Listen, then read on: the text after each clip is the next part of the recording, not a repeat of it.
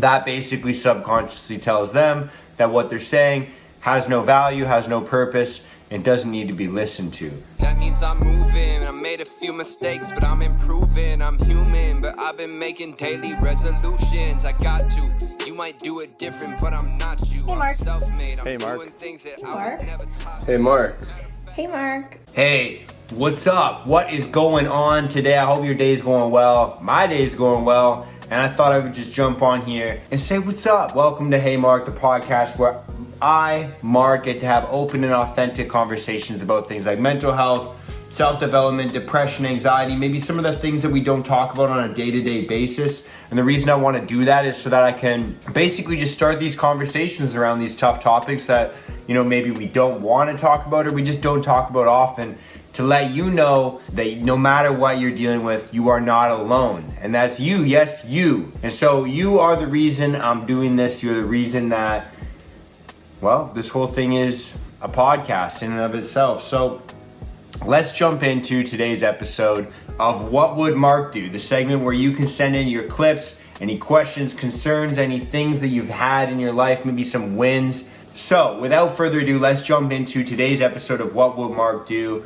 The segment of the podcast where you can basically send in a clip of you just asking a question, maybe voicing a concern, maybe talking about a win that you've had in your life, some success, or maybe some struggles that you're going through recently, or struggles that you've went through in the past, to basically just allow others to gain new perspective, or maybe just hear my 2 cents and hear my opinion on this topic. Maybe we'll agree, maybe we'll disagree, maybe we'll find some common ground.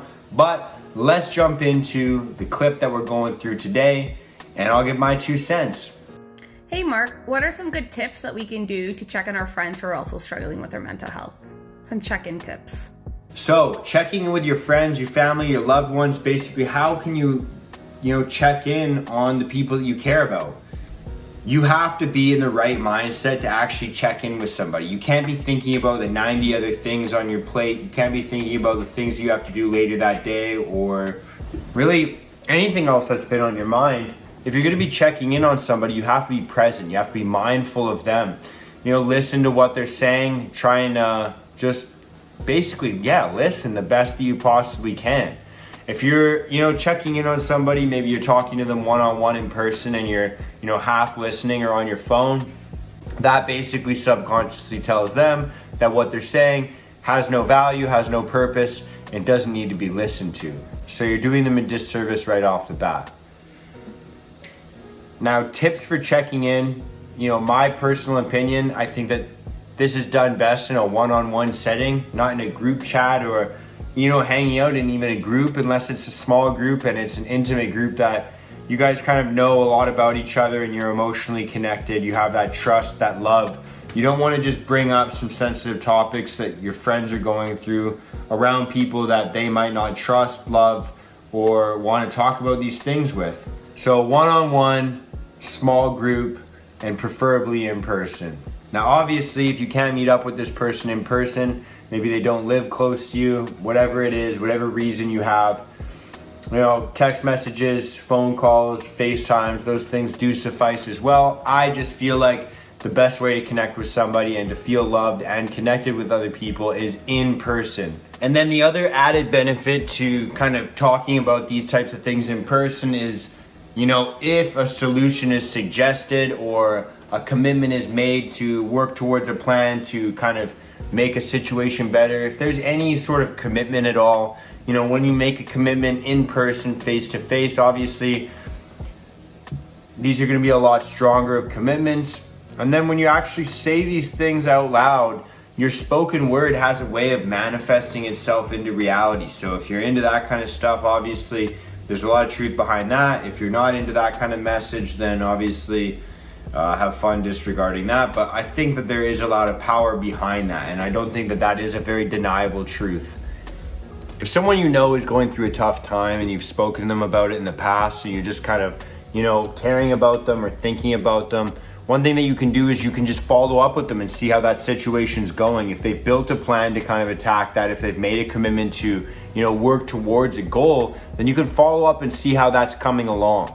And then as well, if you're listening to somebody's problems, their struggles, their issues, you obviously just want to lend an ear to them. You want to listen to them.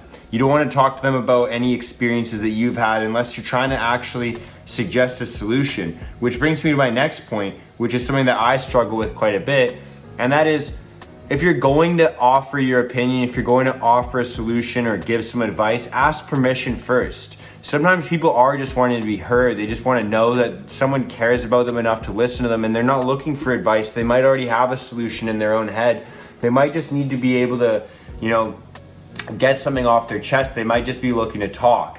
But that being said, if you ask their permission, hey, do you mind if I share my opinion? Do you mind if I share some advice? Do you mind if I share my experience with situations like this? Then if they're inviting you for that advice, if they're inviting you to make that suggestion, then it's going to be a lot more powerful, and it's going to be on their terms, and they're going to be a lot more receptive of it. And as well, it's just a show of respect, basically, just letting them know, like, hey, I'm not going to start bombarding you with a bunch of suggestions. Would you mind if I share a suggestion? And then they could say yes or no. Maybe they say, nah, man, I'm not really looking for that. I have my solution in play.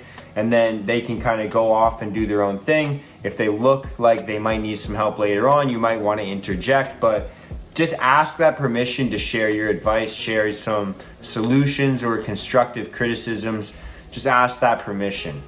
The best way to check in with your friends is to do it constantly. It's not just like, you see them going through a tough time right then and there and you reach out once. It's like checking in with them actually like constantly.